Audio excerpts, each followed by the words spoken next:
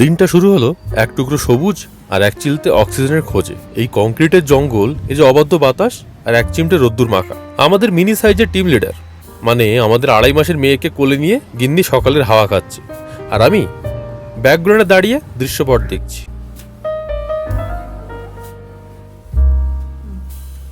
রান্নাঘরে যখন চামচ আর কড়াইয়ের যুগলবন্দি শুরু হলো, ব্রেকফাস্টের মহরত হচ্ছে। মেনুতে আছে মাশরুম চিজ অমলেট আর কোল্ড কফি।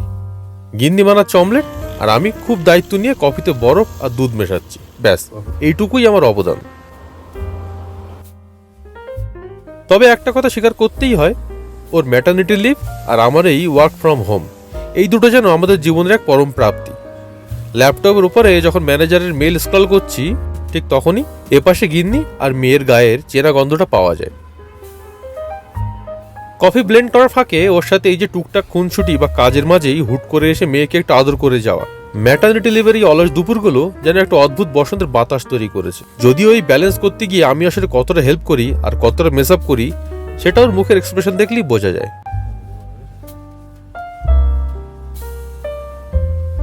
ব্রেকফাস্ট শেষ হতে না হতেই দুপুরের লাঞ্চের জোগাড়। একদিকে ওরাতে খুন্তি, অন্যদিকে মেয়ের জামা কাপড় ধোয়া। দশভুজে দুর্গার মতো গিন্নি যখন একা হাতে সব সামলাচ্ছে, আমি মেয়ের কেয়ারটেকার।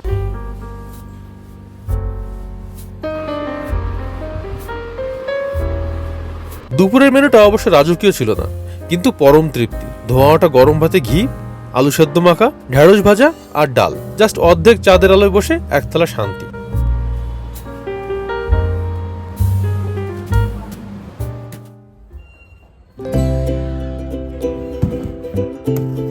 এরপর বসলাম আইকিয়া থেকে আসা পার্সেল আনবক্স করতে।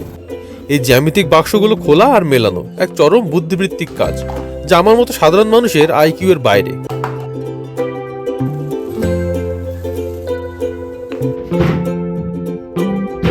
ওদিকে রেন্ট মোচের ভাড়া করা খাটটা ফেরত নিয়ে যাচ্ছে।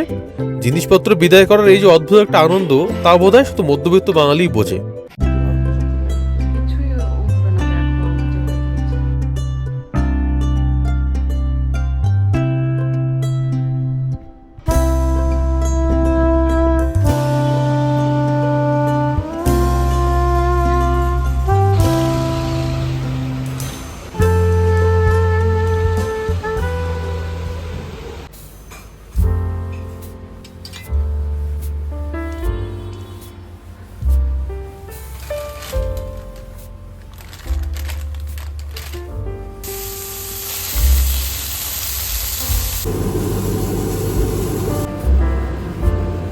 রাতের বেলা অলসতার চরম সীমা ছুঁয়ে ফেললাম আমরা। গিন্দি বানালো চটজলদি ভেজিটেবল সুপি ম্যাগি। ও যখন ওটা বানাচ্ছে, আমি একদিকে ল্যাপটপে ম্যানেজারের বাদন নাচ সামলাচ্ছি, আর অন্যদিকে মেয়েকে এন্টারটেইন করছি। একটা কথা সত্যি বলতে কি, আমি রাঁধলে সেটা হয়তো দেখতে গ্ল্যামারাস লাগে, কিন্তু গিন্নির হাতের রান্নায় ওই যে ঘর শব্দটার গন্ধ পাওয়া যায়, ঠিক ছোটবেলায় মায়ের হাতের রান্নার মতো। ঘরোয়া খাবার মানে তো শুধু 4টে দেওয়ালের মধ্যে রান্না করা নয়, তার মধ্যে লুকিয়ে থাকে এক সমুদ্র ভালোবাসা আর দায়িত্ববোধ।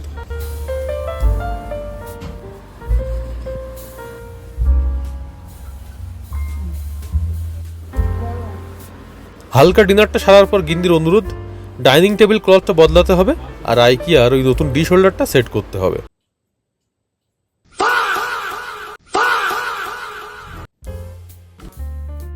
ও বাসন ধুয়েই রেখেছিল।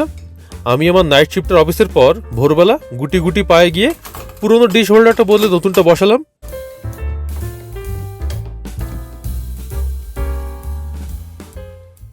সিঙ্কের ওপরে ছোট্ট চ্যানেলটা বসানোর আইডিয়াটা ওরই ছিল। গিন্নি তো এমনি এমনি ডাকি না আমি।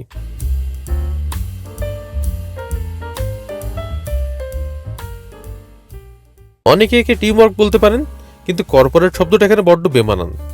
এটা একটা পরিবার হয়ে ওঠার গল্প। এখানে কোনো ডেডলাইন নেই, কোনো কেপিআই কেয়ারে নেই। আমাদের মতো পরিবারে যেখানে কোনো মেড নেই, সেখানেই ছোট ছোট শেয়ারিংগুলোই আসলে আমাদের বন্ডিং।